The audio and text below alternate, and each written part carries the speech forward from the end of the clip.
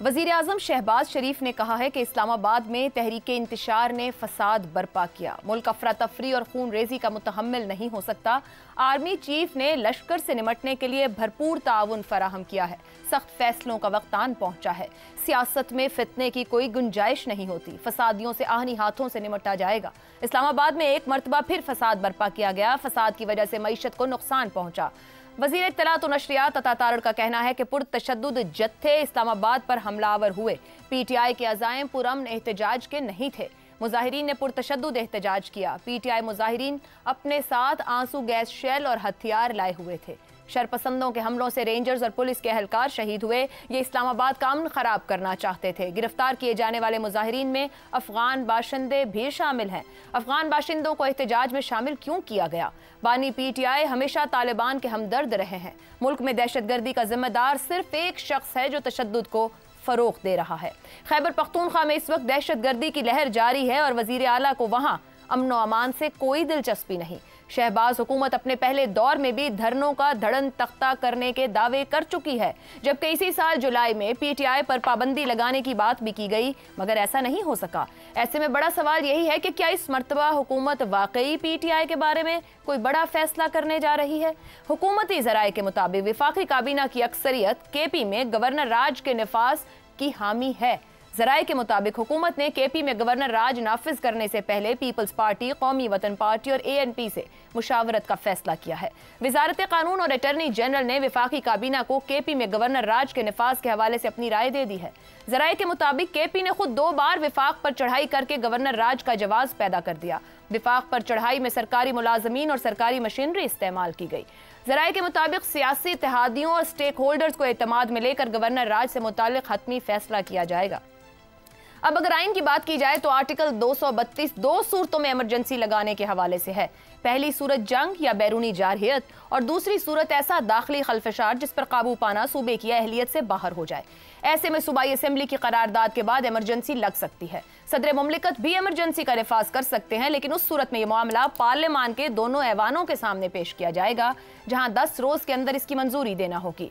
आइन का आर्टिकल 234 सूबे में आईनी मशीनरी की नाकामी की सूरत में इमरजेंसी लगाने के इख्तियार के हवाले से है। यह इमरजेंसी सिर्फ 2 माह के लिए लगाई जा सकती है, लेकिन पार्लियामेंट का मुश्तरका इजलास इसमें 2 माह की मजीद तौसी कर सकता है।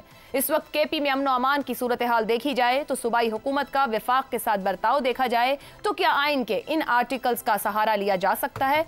मगर इस सब के बावजूद क्या वफाकी हुकूमत केपी में गवर्नर राज का नफाज कर पाएगी और फिर इसके सियासी असरात से भी निमट पाएगी? पैनल के लिए सवाल रखेंगे। सवाल इस तरह से, मुल्क अफरा तफरी और खून रेजी का मुतहम्मिल नहीं हो सकता। सख्त फैसलों का वक्त आन पहुंचा। वज़ीर आज़म शहबाज शरीफ, हुकूमत पीटीआई के खिलाफ क्या सख्त फैसला ले सकती है? इफ्तिखार साहब, वज़ीर आज़म शहबाज शरीफ ने गुज़िश्ता रोज़ जिस तरह गुफ्तगू की और आज फिर जो उनकी गुफ्तगू है वो कल की गुफ्तगू को रिट्रेट कर रही है। गवर्नमेंट कुछ सोच रही है, कुछ करना चाह रही है। बयान पहले भी दे चुके, किया कुछ नहीं अब तक।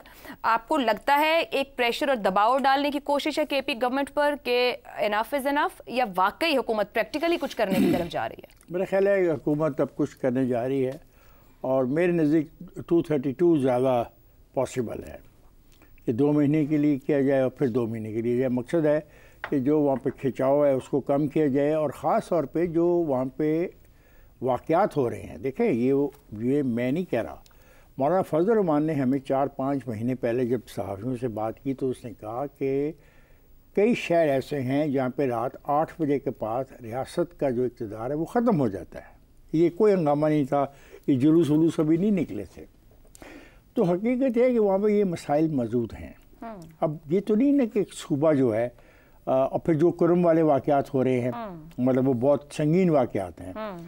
और फिर ये भी पता है कि जो बलूचिस्तान से मुल्का उनका बॉर्डर है वहाँ पे वाक़यात हुए। फिर आपको ये भी पता है कि वहाँ पे ये भी हुआ कि आके लोगों ने डायनामाइट को इस्तेमाल किया, ट्रकों को इस्तेमाल किया और पूरे के पूरे थानों को उड़ा दिया। ये सब हकीकत से मबनी बातें जो है मैं आपसे कर रहा हूँ। अब क्या किया जाए? आप गवर्नर राज की बात कर रहे हैं? मेरा ख्याल है मैं 232 की बात कर रहा हूँ, 232 की। गवर्नर आज 2 माह के लिए आप कह रहे हैं लगा दें इमरजेंसी की, इमरजेंसी वो 232 की बात कर रहा हूँ। उसमें 2 महीने के लिए, फिर 2 महीने के मुमकिन है हालात बेहतर हो जाए, मुमकिन है ریئلائزیشن ڈیولپ ہو جائے، خود وہاں کے جو الیکٹڈ ریپرزینٹیٹیو ہیں کہ بھی حالات کو قابو کریں، یہ ان کی ذمہ داری ہے۔ دیکھیں وہ منتخب ہو کے آئے ہیں، بالکل ان کو وفاقی حکومت سے لاکھ اختلاف ہو، وہ لاکھ 45 47 45 6% کیا کیا بولتے رہے، لیکن بہرحال they are responsible, they are the government of that area, اور ان کا کام ہے کہ لوگوں کو تحفظ دیں۔ اگر ان کے علاقوں میں طالبان کی مداخلت ہو رہی ہے، اگر ان کے علاقوں میں تحریک طالبان پاکستان ایکٹیو ہو رہی ہے، اگر ان کے علاقوں میں تمام سرحدی علاقے جو ہیں وہ انڈر اٹیک ہیں، اور اب تو اٹیک سرحدی علاقوں سے ہٹ کے بہت اندر آ گیا ہے، تو افتخار صاحب 2/3 حکومت رکھتی ہے، اکثریتی نمائندے ہیں ان کے، آپ نے خود ابھی ریپرزینٹیٹیوز کی بات کر دی ہے، کسی بھی قسم کی سیاسی مزاحمت کا سامنا پھر کر لے گی حکومت؟ نہیں دیکھیں ان کو میں سمجھتا ہوں کہ اگر یہ لگے اور اس کی مداحمت کریں گے تو پھر اچھا نہیں ہوگا، پھر کسی اور طرف بات چلی جائے گی۔ میں گورنر راج کے خلاف ہوں، سمجھ آئی؟ میں گورنر راج سے پیچھے ایک سٹیپ جو ہے کانسٹیٹیوشنل، میں اس کی حمایت کرتا ہوں کہ تاکہ یہ خود لوگ بیٹھیں اور خود ریئلائز کریں کہ ان کی ذمہ داریاں کیا ہیں۔ گورنر راج 2 چیزیں میں نہیں بلیو کرتا، کسی آدمی کو سیاسی مقاصد کے لیے پھانسی دینا، کسی پارٹی کو بین کرنا، اس سے پیچھے جو طریقہ کار آئین میں لکھے ہیں یہ سب قابل عمل ہیں، اور ان پہ ان کو خود بھی عمل دیکھیں جو وہ لوگ مر رہے ہیں وہاں پہ، جو وہاں پہ فسادات ہو رہے ہیں، جو چوری ہو رہی ہے، جو ڈاکہ ہو رہا ہے، جو قتل ہو رہا ہے، وہ بھی تو کسی کی ذمہ داری ہے یا نہیں ہے؟ بالکل درست۔ جو 18ویں ترمیم کے بعد یہ صوبائی حکومت کی رسپانسبلٹی ہے کہ وہ لا اینڈ آرڈر کو قابو کرے۔ اچھا اگر صوبائی حکومت لا اینڈ آرڈر کو قابو نہیں کر سکتی، پھر اس کو وفاق سے مدد لینی ہے۔ جس وقت وہ وفاق سے مدد لیتی ہے تو پھر وفاق کو مداخلت کا حق دیتی ہے۔ میں اس کا بھی زیادہ حامی نہیں ہوں، میں بڑا کلیئر ہوں اس پہ۔ میں چاہتا ہوں کہ وہاں کی جو صوبائی حکومت ہے، مجھے نہیں پتا آج رات وہ کیا فیصلہ کرتے ہیں اور کیا کہانیاں سناتے ہیں، میں سمجھتا ہوں یہ ان کی رسپانسبلٹی ہے، ان کو تسلیم کر لینا چاہیے، اور کچھ اختیارات اپنے اگر ان کو کم بھی کرنے پڑیں کم کریں۔ تمام جو باؤنڈریز ہیں اس صوبے کی، اس کے اندر امن و امان کو قائم کریں، اس کے لیے جو سختی بھی ہے وہ کریں، ہاں، اور اس کے لیے اگر ان کو وفاق کی مدد ہے شیپ آف رینجرز یا پیراملٹری فورسز یا آرمی، تو بالکل وہ اس کا مطالبہ کریں اور ان سے مدد مانگیں۔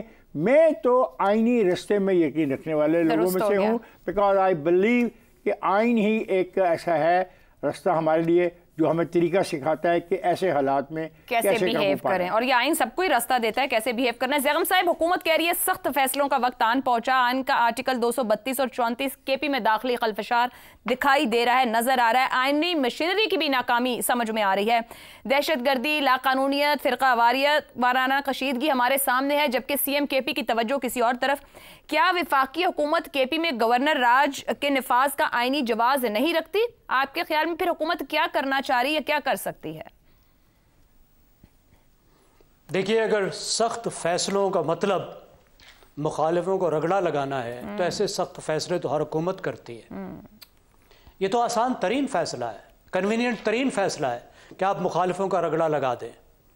پاکستان کو سخت فیصلوں کی نہیں، درست فیصلوں کی ضرورت ہے، دانش مندانہ فیصلوں کی ضرورت ہے، اور سخت فیصلے وہ ہوتے ہیں جن کی قیمت فیصلہ کرنے والا چکاتا ہے، صحیح ہو، یہ نہیں جن کی قیمت اس کے مخالفین چکائیں۔ اب آپ مجھے بتائیے، یہ جو حالات آپ نے بتائے کہ انٹرنل سٹرائف، اندرونی پرابلم، دہشت گردی، عدم استحکام، یہ بلوچستان میں زیادہ ہیں یا خیبر پختونخوا میں زیادہ ہیں؟ یقیناً بلوچستان میں زیادہ ہیں۔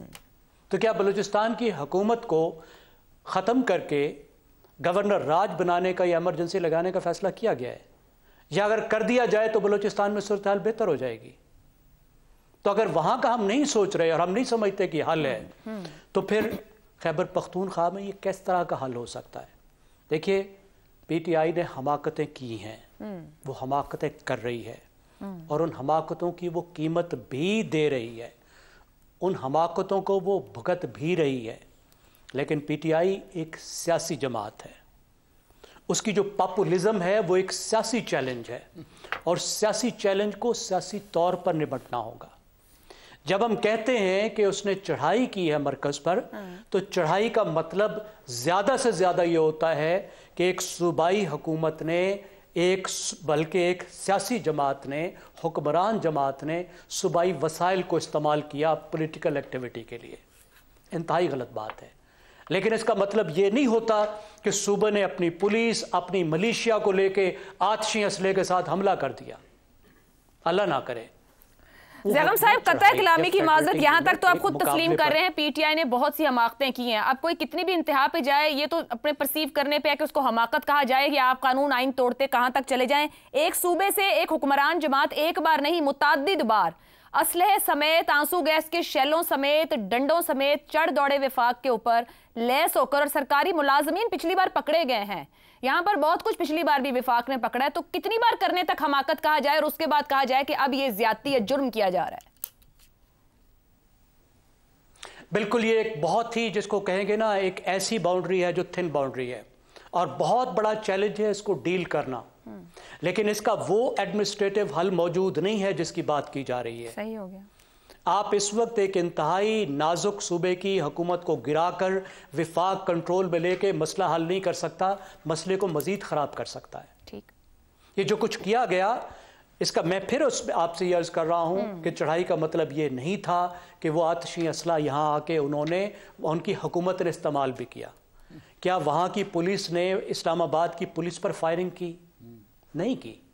साथ जरूर आए, करेने उन्होंने इस्तेमाल की। जो किया वो गलत था, हम उसको गलत कह रहे हैं, उसको कंडेम कह रहे हैं, उसकी कीमत भी अदा करनी पड़ी, उनकी वो मशीनरी भी जब्त की गई, उनके लोगों पर भी पर्चे किए गए। इसको कंक्लूड कीजिए, फिर विफाक के पास क्या ऑप्शन है? जो हुकूमत कह रही है, वजीर आजम कह रहे हैं इनफ इज इनफ, तो उसको कैसे ट्रांसलेट किया जाए? मेरे ख्याल है इस वक्त हुकूमत मजबूत पोजीशन में आ गई है। पीटीआई को मालूम हो गया होगा और खैबर पख्तूनख्वा की हुकूमत को मालूम हो गया होगा कि जिस तरीके से उन्होंने दबाव डालने की कोशिश की है, जिस तरीके के मुजाहरे करने की कोशिश की है, वो काबिल कबूल नहीं है, वो रियासत को काबिल कबूल नहीं है, वो मुल्क के लिए ठीक नहीं है और उनसे वो कोई सियासी फ़ायदा भी नहीं उठा सकते। दुरुस्त हो गया। और हुकूमत को भी, जो इस वक्त एक मजबूत पोजीशन में आई है, इस मजबूत पोजीशन को लीवरेज के तौर पर इस्तेमाल करें एंगेज करने के लिए। ठीक हो गया। जब आप देखें सारा मसला क्या था, ये इनकार क्यों कर रहे थे बात करने से कि कोई भी पार्टी पोजीशन ऑफ वीकनेस से बात नहीं करना चाह रही थी। तो इस वक्त हुकूमत पोजीशन ऑफ वीकनेस में तो नहीं है, दबाव डालें और एंगेज करें। तो इस मजबूत पोजीशन में चलें। और एक आखिरी बात मैं करूंगा, जो उन्होंने अफरा तफरी की बात की, अफरा तफरी का खतरा पाकिस्तान को बुरी गवर्नेंस से है और बुरी मईशत से है। ठीक हो गया।